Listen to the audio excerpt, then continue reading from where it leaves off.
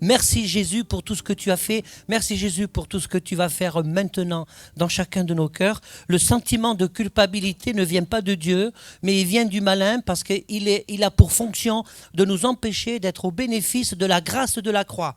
Et parfois, c'est compliqué de déterminer quel est le sentiment. Comment déterminer véritablement le sentiment de culpabilité. Parce que quand Dieu met devant nous notre péché, quand Dieu veut mettre le doigt sur un élément, sur un élément de notre vie que nous devons mettre à plat devant lui parce qu'il désire intervenir, c'est pas pour nous rendre coupables, c'est différent. On peut se sentir coupable de quelque chose, coupable d'un compromis, parce que ce matin, c'est bien dont il s'agit du compromis. On peut se sentir coupable pour remettre tout ça au pied de la croix parce que le sang de Jésus purifie nos péchés. Vous pouvez le dire, le sang de Jésus me purifie de mes péchés. Mais on peut se sentir coupable.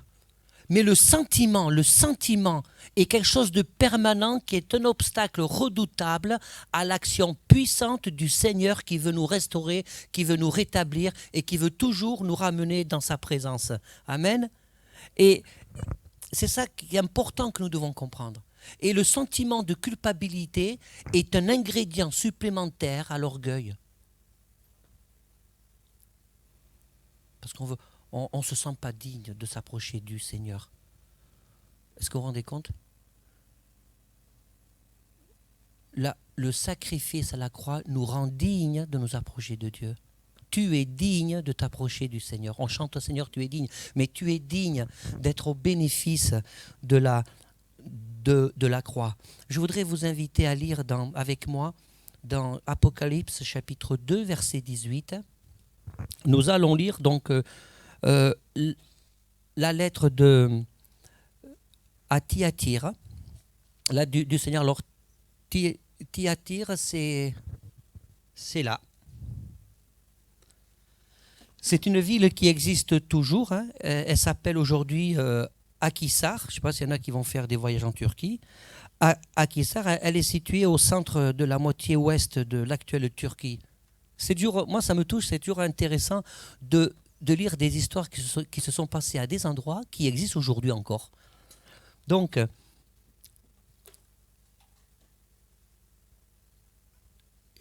Apocalypse chapitre 2, versets 18 à 29.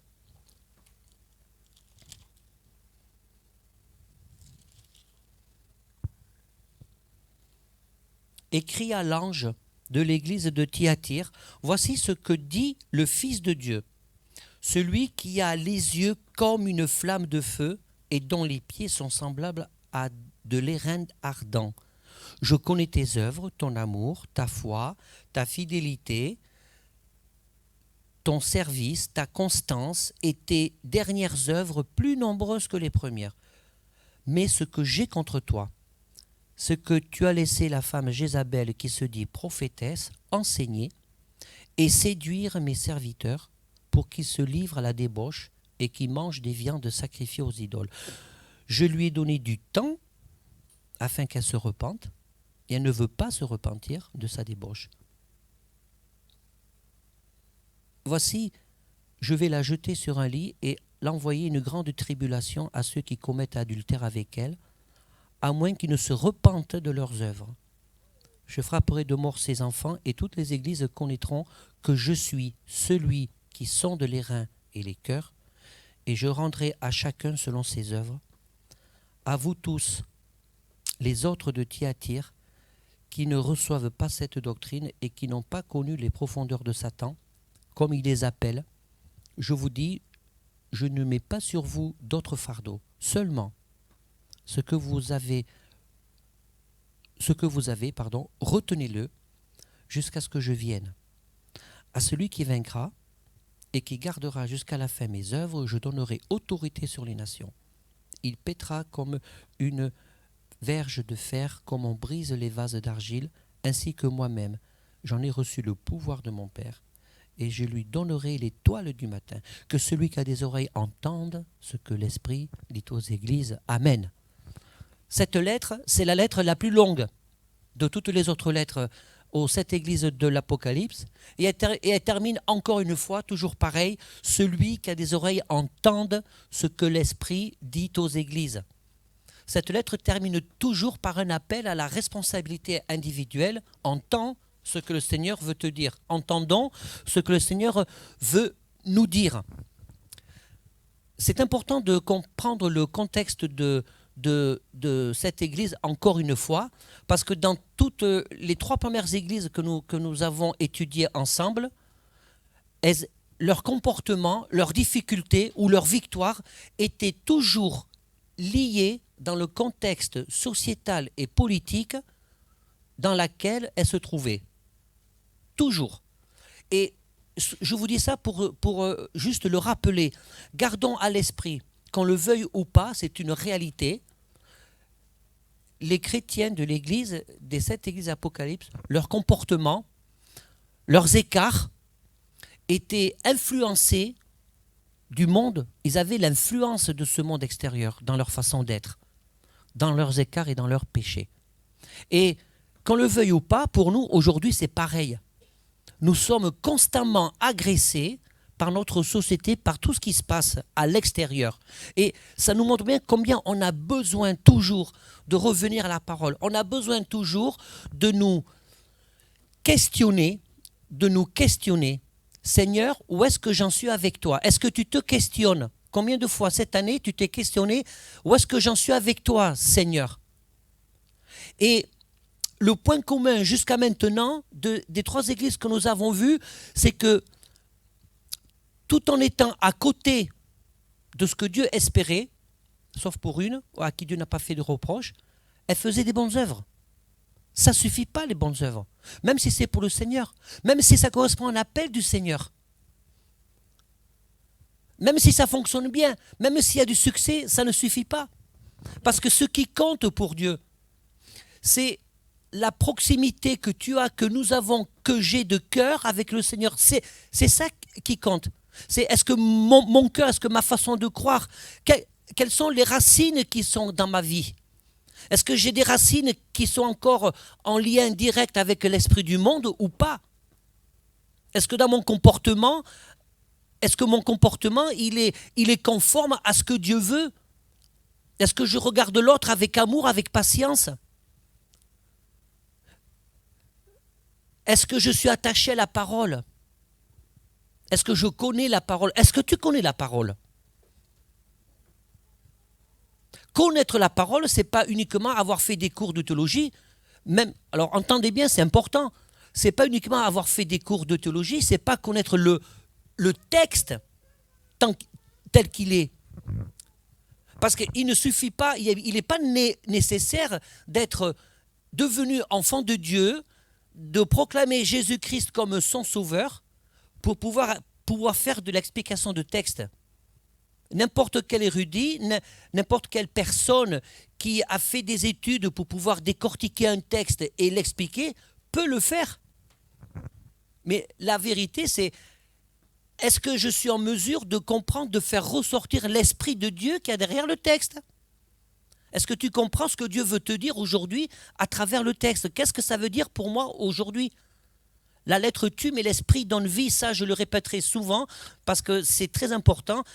Et comme on est sur des lettres de l'Apocalypse, parce que ça correspond à la fin des temps, au retour de Jésus, il y a ce verset qui souvent, je me rappelle de ce verset terrible. Il y a 2 passages terribles que je trouve dans la Bible. Un, quand Jésus dit qu'il mettra dehors tous ceux qui ont même supplié en tapant la porte. Seigneur, on a prêché en ton nom, on a guéri des malades, on a fait des tas de choses en ton nom, et Jésus leur dit, je ne vous connais pas. Waouh! Ça, c'est violent, ça, c'est terrible. Et autre chose de terrible, c'est que le Seigneur a dit, trouverai-je la foi quand je vais revenir? C'est quand même le Seigneur. Est-ce que Jésus ne connaît pas toutes choses à l'avance? C'est une question terrible qu'il pose. Et ça doit nous interpeller. Trouverai-je la foi quand je vais venir? Ça veut dire que dans notre marche, on peut perdre des choses. Si on ne tient pas, si on n'est pas vigilant à fermer les portes de nos vies à tout ce qui vient du malin, pour pouvoir laisser ouvrir et laisser rentrer tout ce qui vient du Seigneur. Quand je pars en déplacement, j'ai toujours un ou deux costumes et j'ai des chemises qui je les pends à l'arrière pour pas que ça soit froissé. Et un jour, je me suis trompé. Au lieu d'ouvrir la vitre latérale droit, j'ai ouvert la vitre droite, mais derrière. Donc, il y a tout qui a volé. Et je m'en suis rendu compte quand j'ai refermé, il y avait une chemise, une cravate qui pendouillait dehors. Si je n'avais pas fait gaffe, j'aurais tout perdu sur l'autoroute. J'aurais perdu une partie de mes vêtements. Ça aurait été un peu compliqué. Et je vous dis cette image parce que c'est un peu comme ça. Si on ne prend pas garde, il y a des choses qu'on peut perdre, que nous avons reçues du Seigneur et qu'on peut perdre. Si on ne fait pas attention, si on n'appuie pas sur le bon bouton. La ville de Thyatire signifie sacrifice perpétuel, offrande continuelle. C'était une ville qui était placée sous domination romaine, 190 ans avant l'apparition de Jésus. Et c'était une ville, encore une fois, comme les autres, qui avait une belle activité économique. Et elle produisait de la poterie, du cuivre, du bronze, toutes sortes d'alliages. Et donc elle le produisait et elle le fabriquait. Et c'était une ville riche en industrie du textile. Et en particulier du textile teinté en pourpre parce qu'elle cultivait une plante qui s'appelle la garance. C'est une plante dont la racine servait à teindre les textiles en couleur pourpre. Et c'était l'activité de cette fameuse Lydie. Acte 16, chapitre 14, nous rapporte que l'apôtre Paul est arrivé à la ville de Philippe en Macédoine et c'est là qu'il a rencontré Lydie, une femme originaire de Thyatire. Et cette Lydie était une riche commerçante parce qu'elle commerçait avec la pourpre et elle séjournait à Philippe pour proposer tous ces tissus. Alors on pense qu'on n'a pas beaucoup d'informations sur le démarrage de cette ville de Thyatire. On pense que quand Lydie s'est convertie, lors du passage de l'apôtre Paul en Macédoine, elle étant originaire de Thyatire, on pense qu'elle est à l'origine du démarrage de cette église. Ouh là là, une femme qui démarre une église. Voilà, ça c'est... Je fais une petite parenthèse. L'année prochaine, j'aurai l'occasion de parler du travail des femmes dans l'œuvre de Dieu. Parce que ça, c'est important. Mes sœurs, Dieu vous appelle comme il appelle les hommes. Voilà, Dieu veut se servir de vous. Vous savez que le premier qui a inventé la parité, c'est bien Dieu. Je referme la parenthèse. Et donc, et la difficulté de cette ville, contrairement aux autres villes, eh bien, il n'y avait pas d'histoire de temple, de compromis spirituel, d'adoration à d'autres déesses. C'était dans un tout autre domaine et tout aussi pernicieux. C'était en fait dans le domaine des affaires, parce qu'il n'y avait pas de temple consacré au culte, mais les chrétiens ne souffraient pas donc de ce problème spirituel, mais les artisans de la ville adhéraient à des corporations professionnelles. Donc je vous dis ça parce que Mélodie faisait partie des artisans, des notables de la ville. Et donc dans ces corporations professionnelles, chaque corporation adorait son Dieu qui lui est très propre, son petit Dieu, pour demander de la réussite dans les affaires. Et après, dans ces corporations, quand elles se réunissaient, il y avait des banquets. Les banquets se terminaient en orgie, avec toutes sortes de dérèglements et de pratiques immorales. Donc, on imagine bien la difficulté des chrétiens qui étaient dans les affaires et qui ne pouvaient pas participer à ce type de corporation. Mais en même temps, en ne pas participant à ce type de corporation, ça les mettait en difficulté dans l'exercice de leur profession. Donc, ce que Dieu était en train de reprocher là, c'est dans cet esprit de Jézabel, c'est qu'ils se sont fabriqués une compromission. Allez, on est chrétien, il ne faut pas non plus être extrémiste. Le compromis, c'est terrible le compromis. Dans mon activité professionnelle, j'ai l'occasion souvent d'être confronté à des compromis. Il y a un compromis que j'avais refusé de faire qui remonte à quelques années. C'est quand dans un rendez-vous, important. J'étais allé avec mon responsable. Il m'avait demandé d'enlever mon alliance. Parce que la personne, c'était une femme, il m'avait demandé d'enlever mon alliance. Et le fait d'avoir en face d'elle un homme qui n'avait pas d'alliance aurait pu peut-être faciliter les affaires. C'est énorme, ouais. J'ai refusé, évidemment. Mais si j'avais fait un compromis, c'est important d'analyser. J'aurais pu très bien dire, Seigneur connaît mon cœur. Il sait que je suis fidèle.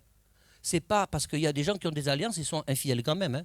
Donc vous comprenez, j'aurais pu rentrer dans un processus de pensée où j'aurais dit, j'aurais enlevé mon alliance, mais ça ne change rien à ce qu'il y a dans mon cœur. Vous comprenez? J'aurais pu dire, mais jamais je ferai de l'adultère. Seigneur, tu connais mes toutes choses. J'ai besoin de travailler, j'ai besoin de ce contrat. Ça, c'est du compromis. Et je ne l'ai pas fait. Ça, c'est du compromis. Et nous sommes tous aujourd'hui face souvent à des histoires de compromis. Et là, ça nous arrange bien. Quand on dit Seigneur, tu connais mon cœur, l'essentiel, c'est mon cœur. Non, parce que la gestuelle a des symboles importants. L'acte n'est jamais anodin. Et donc, le Seigneur, ce qu'il reprochait dans cette église, c'était le compromis. Et en même temps, c'était une église qui persévérait. C'était une église qui connaissait la parole, qui avançait dans la structure. Il faisait beaucoup plus d'œuvres après qu'avant. Et c'était une église qui était hyper dynamique. Mais c'était une église qui, par son esprit de compromis, a permis, là il s'agit d'une femme, mais il aurait pu très bien s'agir d'un homme, parce qu'aujourd'hui on peut parler de l'esprit de Jézabel.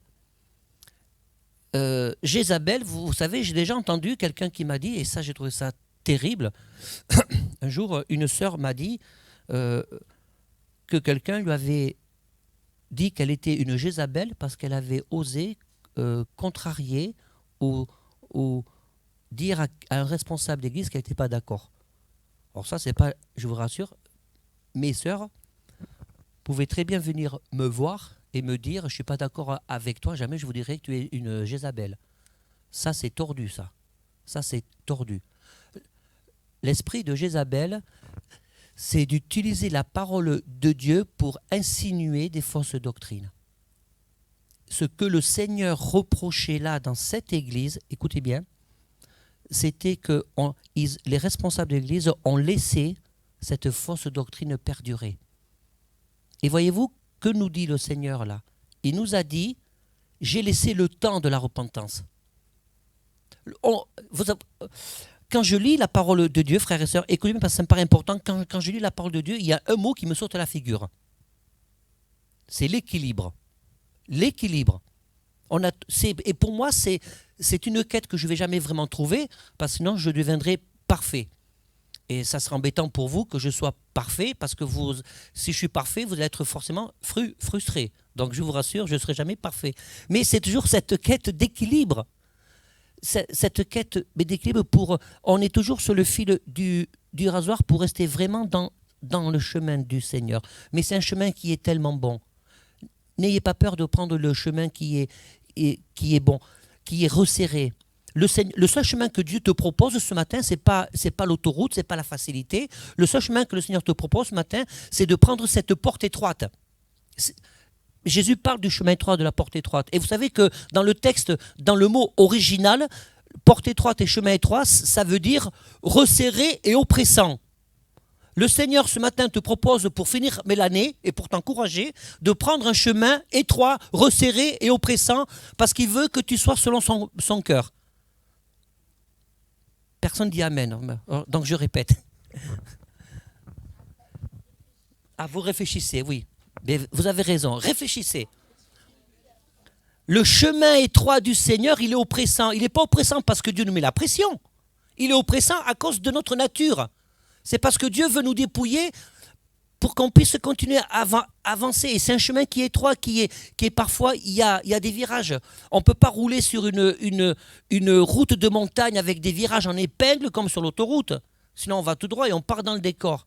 Donc, moi, ça m'encourage quand je dis que le Seigneur veut me faire prendre un chemin étroit et oppressant, parce que si c'est étroit, si c'est oppressant, parce qu'il faut que je fasse attention à cause de mon humanité, eh bien, c'est parce que ça aussi, je comprends par là que le Seigneur me donne le temps. Dieu te donne le temps de comprendre les choses. Dieu te donne le temps de venir à lui. Mais Dieu donne le temps, mais ça n'empêche pas les limites. Parce que Dieu nous pose des limites. Et là, Jézabel a dépassé les limites. Elle est allée trop loin dans l'enseignement de cette fausse doctrine. Et Jésus se présente comme quelqu'un qui va être confronté, pas comme quelqu'un qui est à côté. Quand il dit, voici le Fils de Dieu, celui qui a les yeux comme une flamme de feu et dont les pieds sont semblables à de l'airain. Il se présente, c'est une confrontation.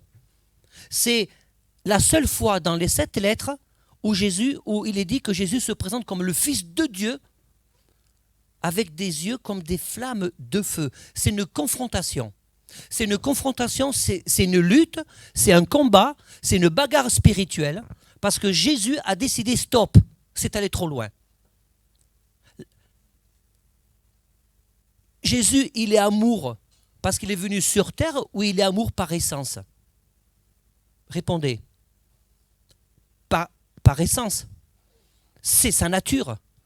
Mais ce même Jésus dont l'amour est une essence et fait partie entièrement, une composante entière de sa divinité et de son être, il se présente comme quelqu'un avec des yeux enflammés pour combattre et pour dire stop. L'amour ne se piétine pas. L'amour de Dieu ne se piétine pas.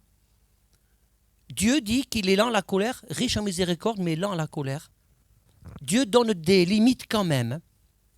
Parce que l'important pour Dieu, ce sont ces brebis qui ont besoin d'enseignement, qui ont besoin de restauration, qui ont besoin de vivre l'amour du berger. Et dans cette église, il y avait une personne qui se comportait comme un loup. Même Dieu est patient vers les loups. Il a laissé le temps. Et à un moment donné, l'amour s'arrête. La Bible nous dit de prier les uns pour les autres. Mais vous regarderez, c'est important, je veux dire ce matin, parce que parfois on se trompe d'objectif et on prie en l'air. Nous devons prier les uns pour les autres. La Bible nous dit de prier pour les malades. La Bible nous dit de prier pour toutes sortes de demandes quand quelqu'un vient. La Bible te dit de prier pour quelqu'un qui vient te confier un péché et que tu as l'obligation de garder le secret, d'accord, de prier pour cette personne-là. Mais la Bible dit aussi de dénoncer celui qui est tordu, celui qui est pervers à un moment donné. Vous comprenez l'équilibre ? Cherchez un verset où il nous est dit de prier pour les loups ravisseurs. Les loups ravisseurs sont chassés. Jésus se présente devant Jézabel pour la chasser, pour dire stop. Parce que le temps était terminé. Et c'est toujours comme ça. Le grand temps, écoutez bien ce que je vais vous dire, le grand temps qui sera terminé, c'est quand Jésus sera revenu et que nous serons enlevés et qu'au temps convenu, il y aura le jugement dernier. Là, ça ne sera plus le Dieu d'amour, ça sera le Dieu de justice parce que le temps est terminé. Et tant que nous sommes sur terre, frères et sœurs, soyez convaincus que ce temps n'est pas terminé. On a toujours la possibilité de revenir à Jésus humblement. Humblement, celui qui s'abaisse sera élevé.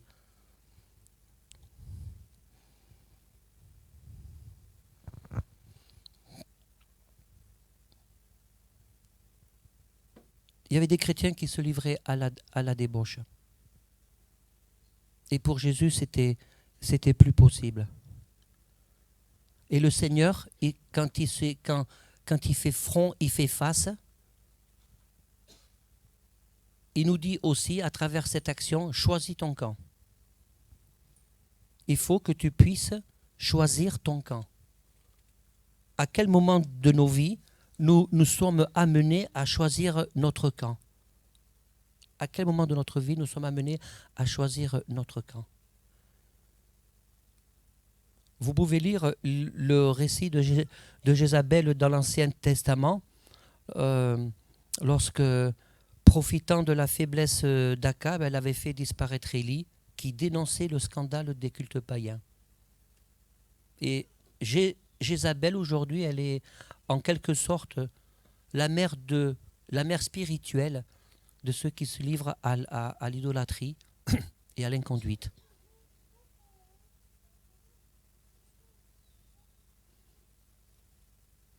Nous vivons dans un monde difficile aujourd'hui, où le compromis frappe toujours à chacune de nos portes. Le compromis, la solution de facilité.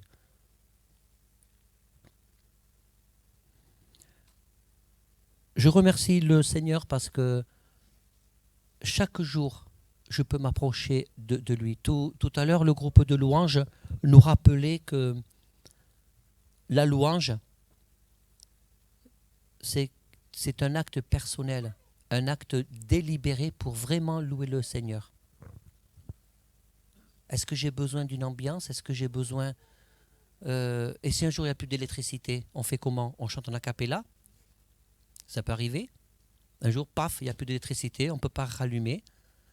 Et la louange ne va pas être bien parce qu'il n'y a pas eu les musiciens. C'est bien que les musiciens, ceux qui veulent louer le Seigneur à travers leurs instruments de musique.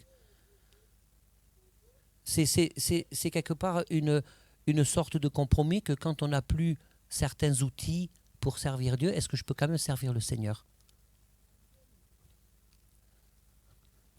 Gloire à toi, Jésus.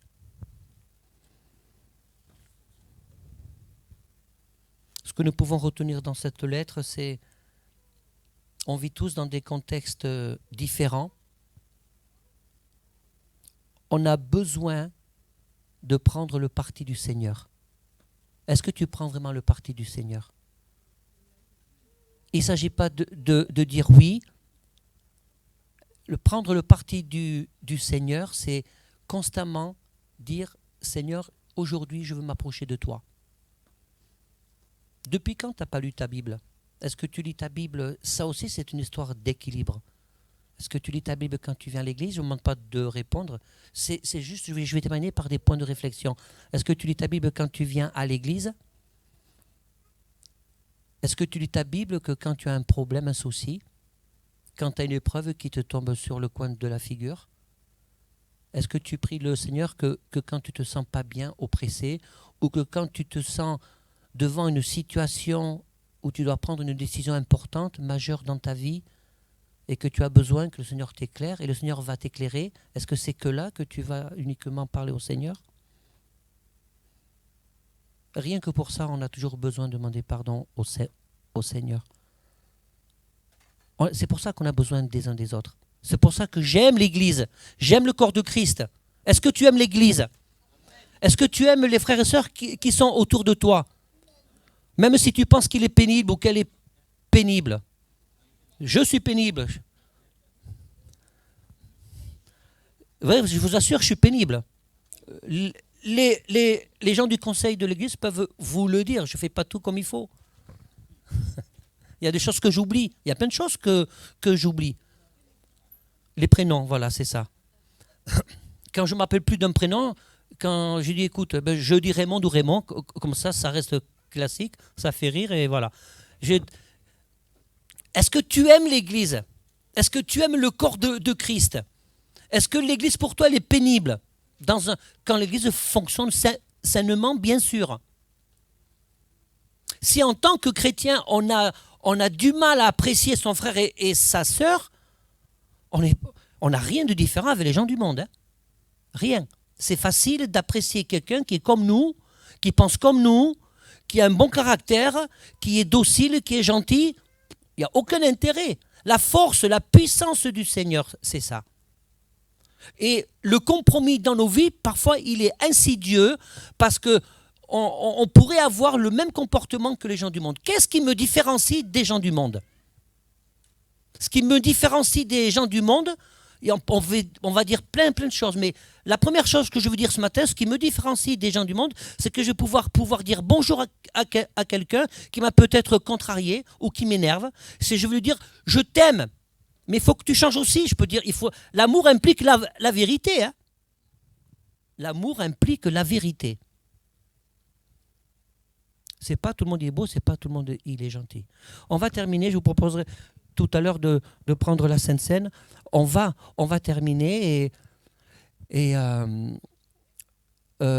Paul et Josette, est-ce que vous voudrez bien distribuer la Sainte Seine, s'il vous plaît?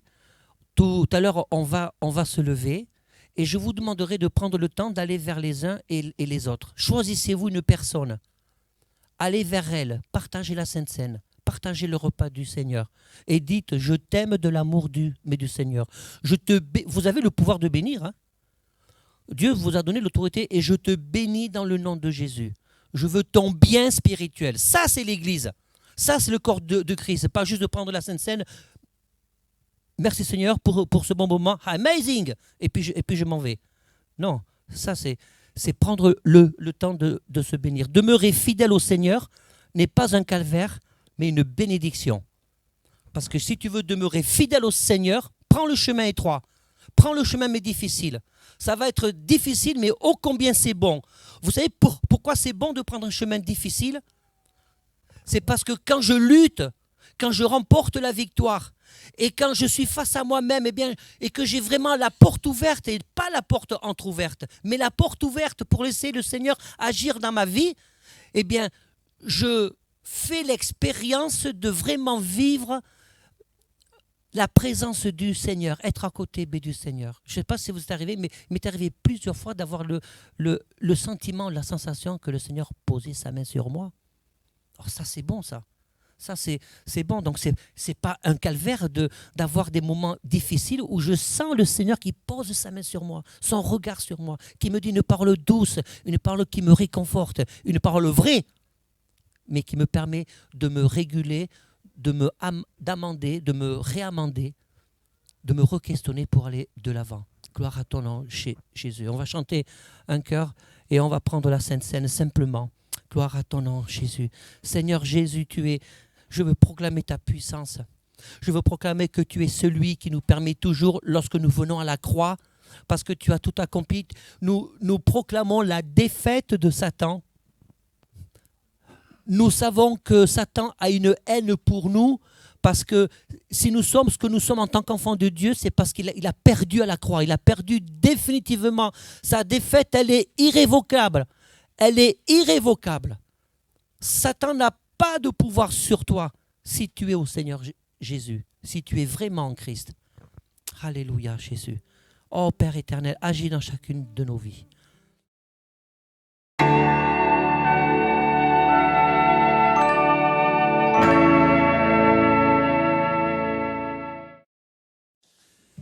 Mes chers amis, frères et sœurs, il y a toujours de l'espoir quand on veut s'approcher du Seigneur. Le Seigneur nous laisse le temps de revenir à lui. Lorsque dans nos vies, s'il y a des compromis qui nous mettent en situation où on ne plaît pas au Seigneur, il y a toujours la possibilité de revenir au Seigneur. Prenez le temps de méditer ce message, prenez le temps de vous remettre vraiment devant le Seigneur et vous verrez que le Seigneur aura toujours le dernier mot dans votre vie si toutefois vous décidez vraiment de l'ouvrir la porte, non pas entrouverte, mais vraiment d'ouvrir la porte de votre cœur, parce que le Seigneur désire vraiment prendre toute la place, il désire vous communiquer véritablement toute sa nature. Soyez bénis. Amen.